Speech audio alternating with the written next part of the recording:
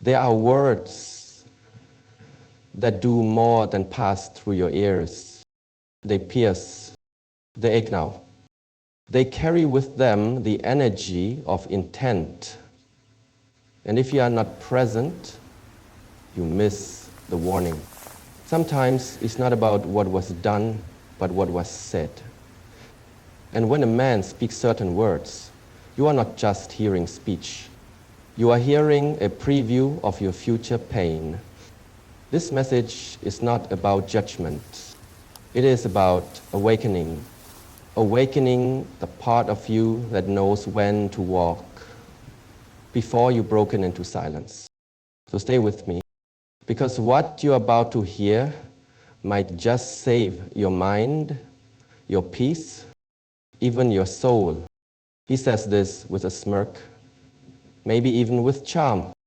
But understand this, it's not a compliment. It's not advice, it's gaslighting. A weapon disguised as concern. He's not questioning your sensitivity, he's challenging your reality. And the more you believe him, the more you'll start to betray your own emotions.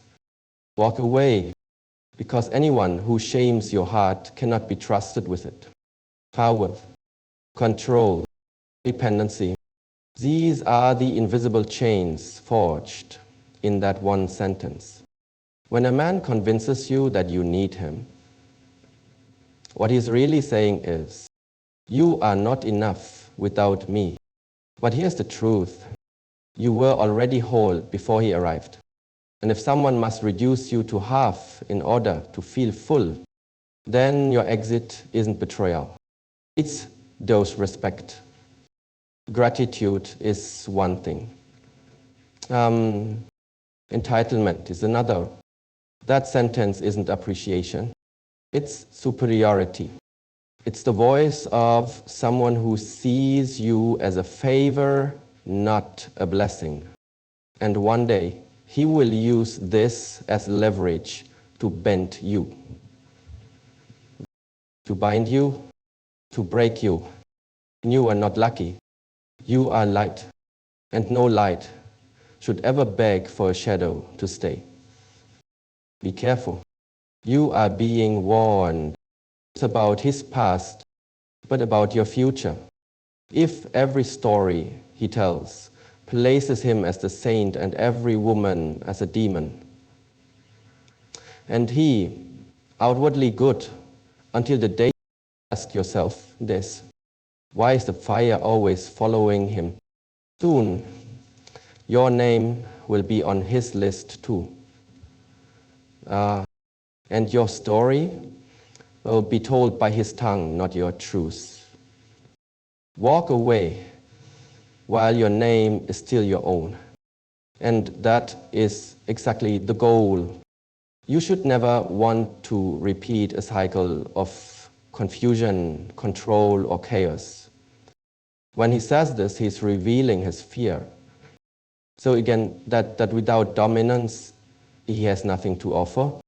He's trying to lock the door, not to protect you, but to keep you from leaving. But hear this. Peace is not found in possession. It is found in freedom. And if someone has to remind you of their worth, it means they never truly honored yours. Words are not just sounds. They are energy in motion. They reveal the condition of the speaker's spirit, the state of their mind, and the intention behind their presence. When a man speaks, he is not merely communicating ideas. He is exposing his essence. The words he chooses, especially when he is angry, comfortable, or unguarded, are not random. They are mirrors. They reflect what he truly believes, how he sees himself, and more importantly, how he sees you. There's a reason spiritual traditions emphasize silence and speech so deeply. Because once a word leaves the mouth, it cannot be undone. It has already shaped the atmosphere. It has already left a trace on the listener's soul. And for those who are sensitive, not weak, but spiritually attuned, those words land like arrows. They don't just hurt, they inform. When a man consistently uses words to discredit your emotions, downplay your instincts, or undermine your dignity, you must understand something. It is not a coincidence. It is a pattern. And behind that pattern is a deeper truth. One he may not say out loud, but one that his speech is screaming. He does not honor your essence. This is why listening is not just about hearing. It is about discerning. The way he talks to you, the way he talks about others, the way he speaks when he thinks no one is listening. These are not trivial moments. These are previews. There are emotional blueprints of how he will treat your spirit once your guard is down. You must pay attention, especially in the early stages, before the charm becomes a mask and the mask becomes your prison. A man's words are often the first clues to his energy. If his speech is violent, his presence will soon follow. If his tone is manipulative, it is only a matter of time before your confidence is chipped away. He might dress his language in humor, sarcasm, or even flattery, but behind the curtain, there is always a core energy. And energy, unlike words, doesn't lie. This is why wisdom is not simply knowing what was said, it is knowing why it was said and who it came from. There are phrases that reveal ownership. You belong to me. You need me. No one else will love you like I do. These sound like affection, but they are chains. A man who uses ownership language is not offering you love. He's offering you a transaction. And in that transaction, your identity becomes the price.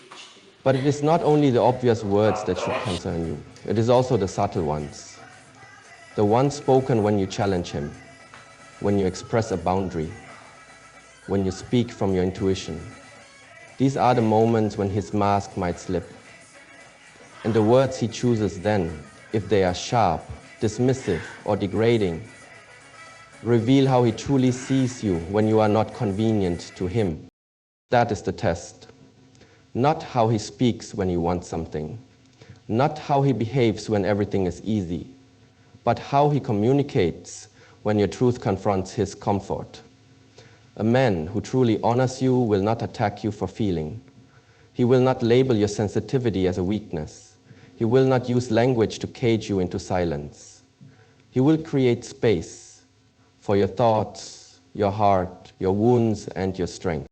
And so you must learn to listen deeply, not just to the content of what is said, but to the quality of energy behind it. Does his voice invite you into growth, or does it force you into compliance? Do his words leave you feeling safe or small? Are you more yourself around him or less? When your body tenses at his speech, when your spirit feels dimmer after a conversation, do not ignore these signs. They are not your imagination.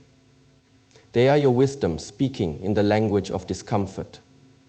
The sooner you respond, the more power you preserve. Because a man's words will always tell you something. Sometimes they tell you he's hurting. Sometimes they tell you he's healing. But sometimes they tell you, run. And when they do, believe them. Your peace is too precious to gamble on poetic apologies and empty promises. Let his words teach you. Let them show you what he truly values, and whether or not your heart can live in the same house as his voice.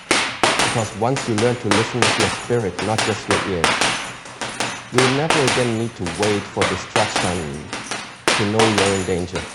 You will already be gone. And in that departure, you won't lose love. You'll reclaim it. Red flags don't always appear as sirens. They don't come wrapped in thunder or arrive like storms. Often they whisper. They arrive gently, disguised in smiles, cloaked in charm, wrapped in false vulnerability. And if you are not awake, you mistake them for ordinary moments. But what we call ordinary often becomes the seed of disaster. Because in the early stages, danger doesn't come in fangs. It comes in patterns, in words. in repeated behaviors that seem small until they aren't. When someone reveals a part of themselves, believe it, especially when they don't realize they're revealing it. The greatest deception isn't what others do to us, but what we do to ourselves when we ignore the quiet signs. The discomfort you feel when someone jokes at your expense. The way you flinch when they raise their voice, not in anger, but in dominance. The casual dismissal when you express your boundary, and they laugh it off like you're being dramatic. These are not nothing moments. These are not forgettable. These are early signs of imbalance. And they always grow. A man who speaks with carelessness today will speak with cruelty tomorrow. A man who laughs at your tears in the beginning will use them as weapons later. A man who doesn't listen when your soul is soft will trample it when it cries. But you won't always recognize it right away, because human beings are conditioned to give the benefit of the doubt. We make excuses for others because we want connection. We convince ourselves that he didn't mean it that way, that we are overthinking, that love is supposed to hurt a little, but none of that is true. Love does not make you smaller. Love does not gaslight your sensitivity. And love certainly does not demand that you shrink your spirit so someone else can feel taller in the room. The mistake many make is waiting for the obvious signs, for the shouting, for the betrayal, for the moment when it becomes undeniable, but by then the roots have already grown deep, the confusion has already taken hold, and the damage has already begun. You don't have to wait for it to be loud to know it's wrong. You don't have to wait for the storm to believe the sky is changing. The soft unease you feel, that's your wisdom. That's your internal compass trying to save you from learning the hard way. Manipulation never starts with cruelty. It starts with charm, with attention, with what feels like care. The abuser often appears first as the rescuer. He'll say all the right things. He'll make you feel seen, even special. But slowly, subtly, the tone will shift. The compliments will come with conditions. The support will become surveillance, and the affection will be used to buy your silence. By the time you realize what's happening, you'll be defending the very person who's damaging you. You'll be explaining away the pain. You'll be apologizing for things that were never your fault. This is why discernment must be practiced early, not when it's convenient, but when it's confusing. You must train yourself to listen deeply to the pauses, the contradictions, the moments that make your chest tighten for reasons you can't yet explain. Because those are not illusions, those are signals. And your body always knows before your mind can make sense of it. A man who says things to belittle your intuition, who makes your values feel like burdens, who laughs at your vulnerability or uses your past against you, is not someone who loves you. He is someone who wants to own you. Control is not always about yelling. Sometimes it looks like persuasion. Sometimes it wears the mask of protection. But at its core, it always makes you feel less free. When someone speaks with the intent to confuse, disarm, or dominate, you must walk away early. You don't need 100 reasons. One is enough. The first time your soul flinches, listen. The first time you feel smaller, remember that no relationship worth having will ever demand the death of your inner truth. And if someone must silence your instincts in order to stay close to you, then they were never meant to walk beside you in the first place.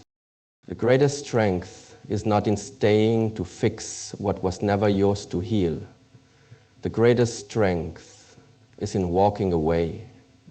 When the damage is still invisible, when the scars haven't yet formed, when the world tells you it's not that bad, but your spirit quietly whispers, it will be. You do not need permission to protect your peace, and you certainly don't need proof of pain to validate your departure. The whispers are enough. The subtle signs are enough. The early red flags, no matter how quiet, are reason enough. Because your future self is watching, and one day she will thank you, not for enduring, but for choosing to leave before the wound became your identity. There comes a time when protecting your spirit is no longer optional. It becomes survival. In a world where people wear masks with ease and call their shadows love, you must learn the art of sacred detachment. Not every connection is meant to be held onto. Some were only ever meant to reveal what you should never again accept. And if you are to walk in peace, you must understand that walking away is not always a sign of weakness. Sometimes it is the highest form of wisdom. You are not here to absorb everyone's chaos. You are not here to become the emotional dumping ground for those who refuse to heal. You are not here to bend until your back breaks just to make someone else feel tall. Your spirit is not a project for others to fix, nor is it a battlefield where love must always bleed. There is a sacredness within you, a space where your peace, your values, and your intuition reside. And when someone enters your life, their presence should honor that sacred ground, not trample it with entitlement or manipulation. Too many people have been conditioned to endure what should have never begun. They stay in situations that drain them because they've confused loyalty with self-abandonment. But loyalty to someone else that demands the betrayal of yourself is not loyalty, it's spiritual suicide. You were not created to be broken just so someone else can feel whole. If someone only values you when you're silent, when you're small, when you're suffering, that is not love. That is control dressed as affection. There's a quiet strength in leaving when nothing is burning yet, but you can smell the smoke. A power in trusting your intuition when the world tells you to wait for the explosion. But your spirit was not designed to live in survival mode. It was designed to live in alignment. You're not obligated to prove your worth by staying in environments that constantly force you to question it. You're allowed to leave rooms that require you to dim your light in order to keep the peace. Because that kind of peace is just war in disguise. A war against yourself. Protection of your spirit is not about being closed off. It's not about building walls so high no one can reach you. It's about discernment. It's about understanding who deserves access to your energy and who only takes from it without ever giving back. You must be careful with your presence. Because not everyone who enters your life comes with pure intentions. Some are drawn to your light not because they love it, but because they need it to see themselves. And when they no longer need your shine, they will blame you for the darkness they never chose to face. You must become comfortable with disappointing the wrong people. Because the price of constantly pleasing others is often the silence of your own soul. There is nothing noble about sacrificing your peace for someone who treats your boundaries like inconveniences. There is no honor in loyalty to dysfunction. If someone cannot sit with your truth, they are not safe enough to hold your heart. And if they see your need for space, growth, or clarity as a threat, then they were only ever looking for control, not connection. Your spirit is not a proving ground. It's not a place where you must keep performing to be chosen. It is a sanctuary, and the right person will never ask you to betray that sanctuary for their comfort. They will sit with your silence, honor your pain, and nurture your joy. But until that person comes, or if they never do, you must choose your peace over your fear of being misunderstood. Because staying in the wrong place out of fear of loneliness only ensures you will feel alone while someone else is beside you. Every time you choose to protect your spirit, you tell the world what you will and will not accept. You realign yourself with your own worth. And slowly, you begin to create a life where peace is not a reward, it is a standard. So if someone comes into your life and demands that you trade your wholeness for their validation, walk away. If someone tries to convince you that your silence is more valuable than your voice, walk away. If being with them costs you your clarity, your joy, your sleep, or your dignity, walk away. You are not meant to stay in places that empty you. You are not meant to explain your sensitivity to people who weaponize it. You are not meant to prove your light to those committed to misunderstanding it. Protecting your spirit is not arrogance. It is alignment. It is wisdom. It is love turned inward. And when you learn to do that without apology, you find that the peace you were begging others for was always waiting for you on the other side of goodbye. Many people speak, but not all voices are equal. Not all words are pure, and not every sentence deserves a place in your spirit. The moment you stop taking every word at face value and begin listening underneath to the tone, the energy, the intent, you begin to see people more clearly, not for who they pretend to be, but for who they really are. Words are never neutral. They either build or they break, uplift or manipulate, clarify or confuse. What someone says, especially in unguarded moments, holds the blueprint of their soul. And the person who speaks to you when they're angry, when they're frustrated, when they feel like they've lost control, that person is showing you their default setting. Believe it, because that is who they are when the mask slips. There is a specific kind of man whose words are always coated with poison, but the poison is sweet.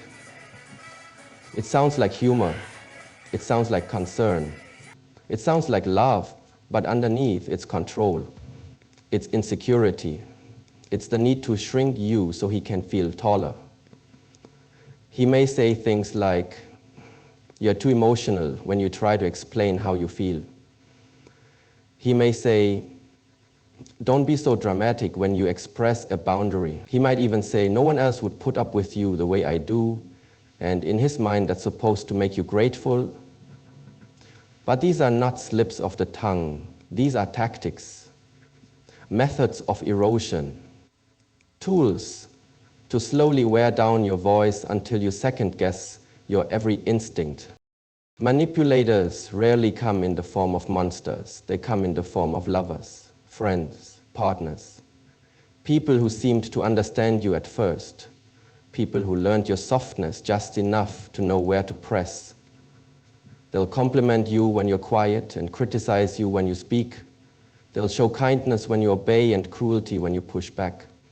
And they'll do it subtly, with charm, with just enough warmth that you begin to question yourself rather than them. This is not confusion. This is emotional conditioning.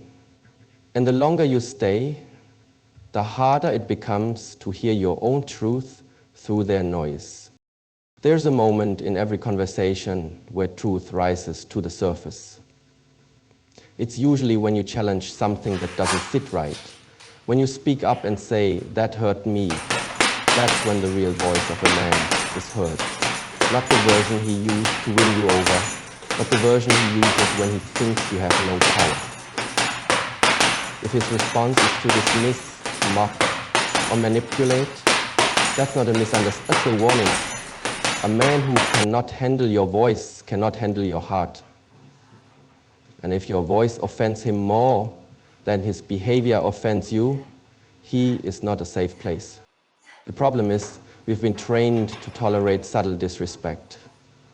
We've been taught that it's not that bad if he isn't yelling or hitting or cheating, but emotional abuse rarely begins at full volume. It starts in the shadows.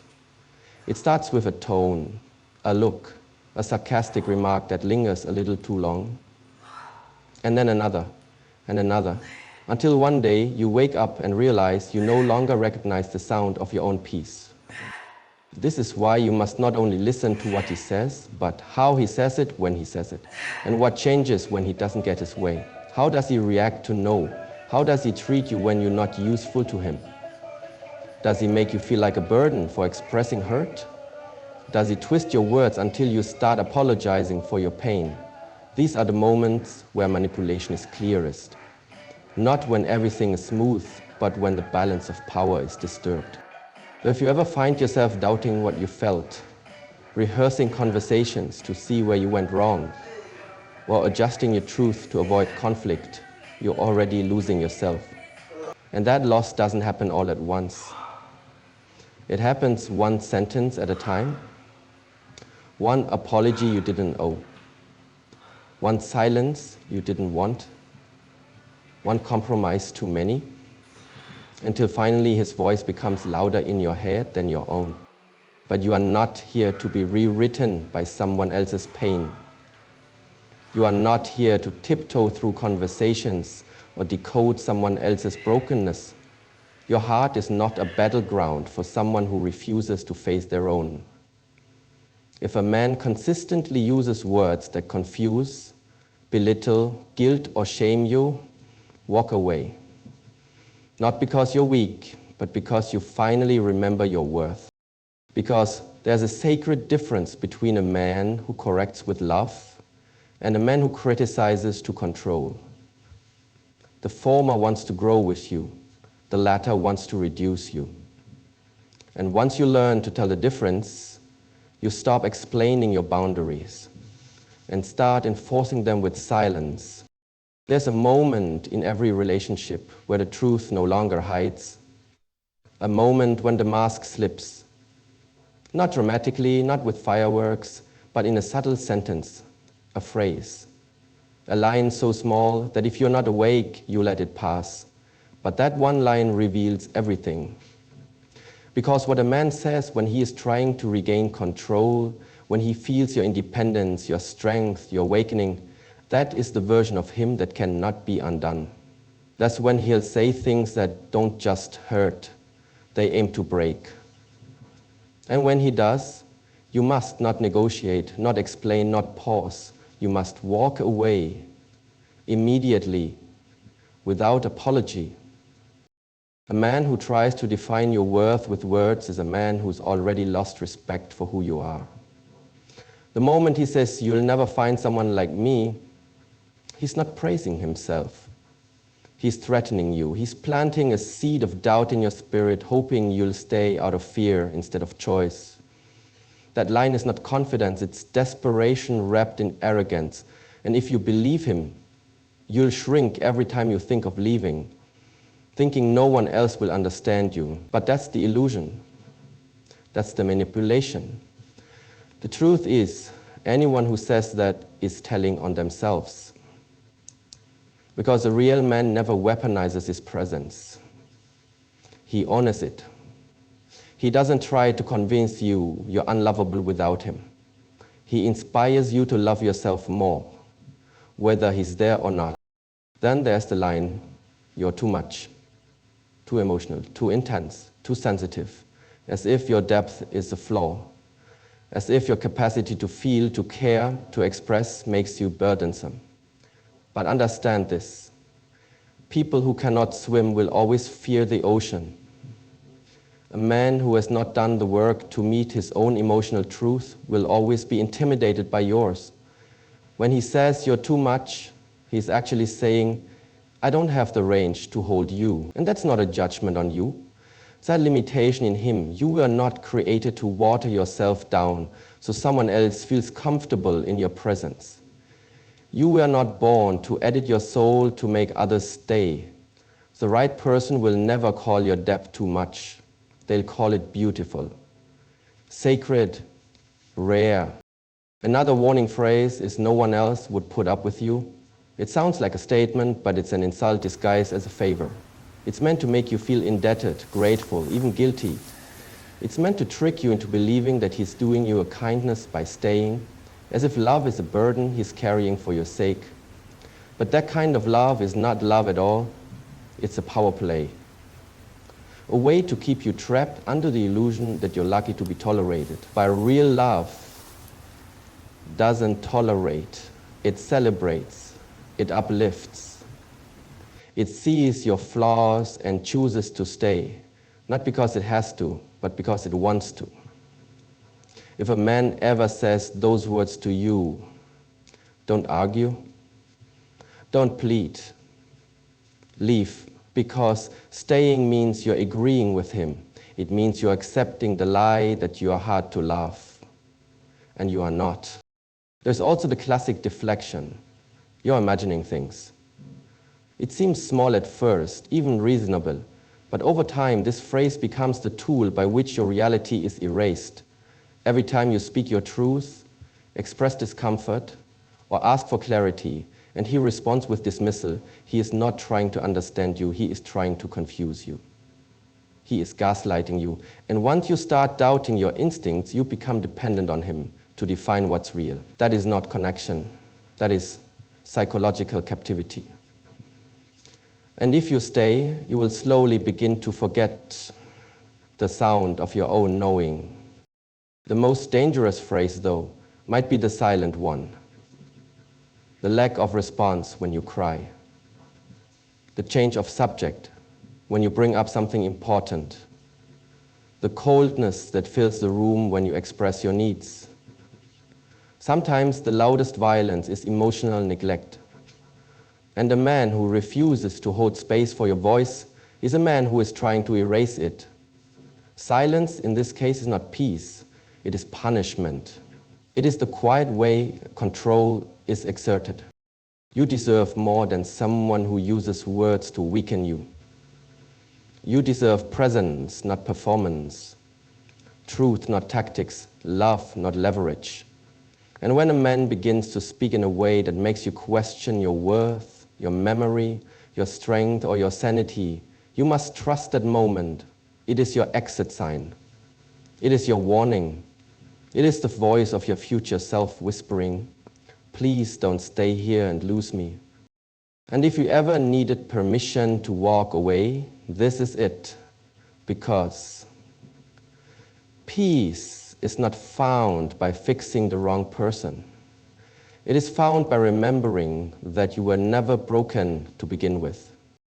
There are moments in life where words are not just spoken, they are used to gain power, to conceal truth, to distort reality.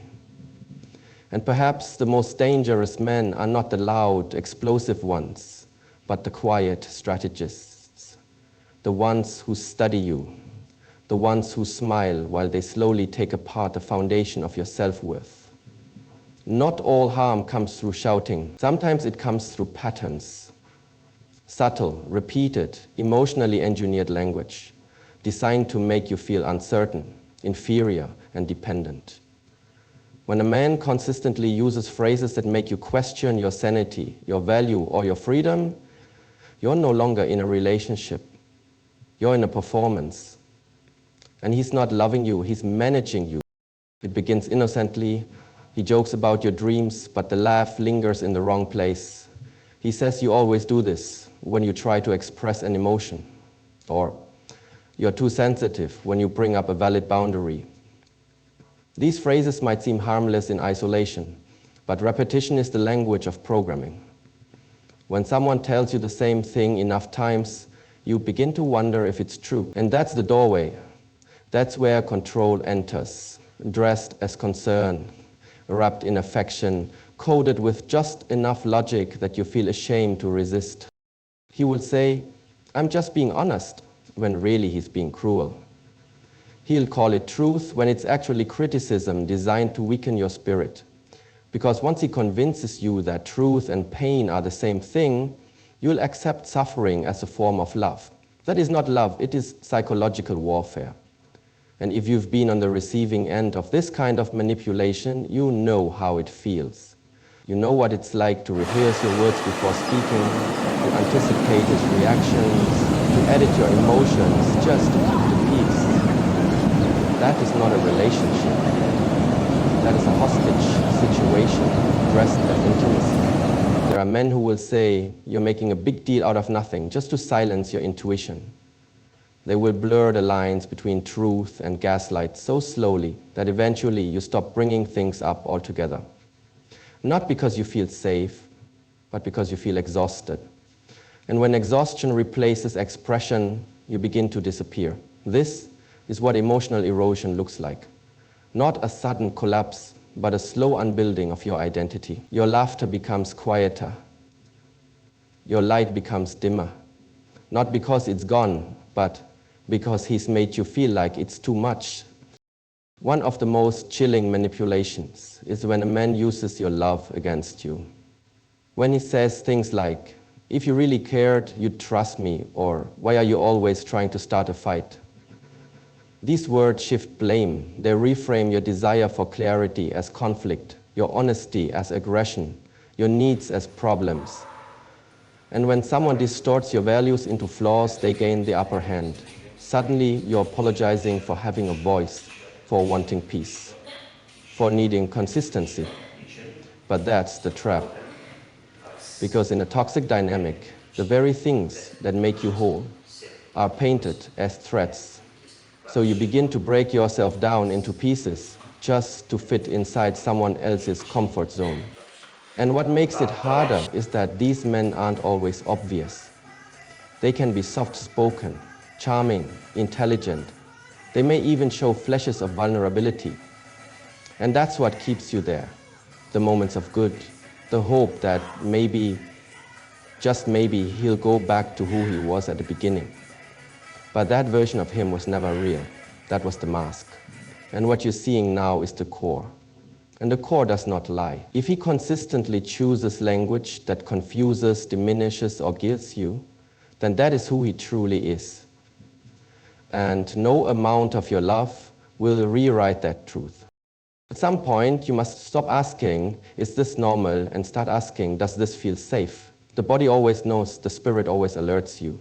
It's the mind that delays action. It's the memories, the moments, the hope that keep you tethered. But there is nothing more sacred than a woman who finally listens to her own knowing, who hears the disrespect underneath the compliments, who recognizes the manipulation buried in the logic, who chooses to leave not because she has no love left, but because she finally has enough for herself. If a man's words leave you confused more than clear, anxious more than affirmed, silent more than seen, then he is not for you. And staying to prove your love will only cost you your peace. Let him go, not because he is a monster, but because he is not safe. Not because he doesn't love you in his way, but because his way is not worthy of you. Sometimes the most powerful thing you can do is stop waiting for the apology, the change, the breakthrough, and walk away. Not with bitterness, not with rage, but with resolve. Because the moment you choose to believe your own voice again, you begin to rise. And from that rising, nothing and no one can take you down again. There is no shame in walking away. The real tragedy is staying longer than your soul can survive. Words are not just sounds, they are signals. And the wise, the spiritually awake, they do not wait for pain to become proof. They listened, they discerned, and they walk away quietly while their peace still has breath. Because not every goodbye is an ending. Some are beginnings of your real life.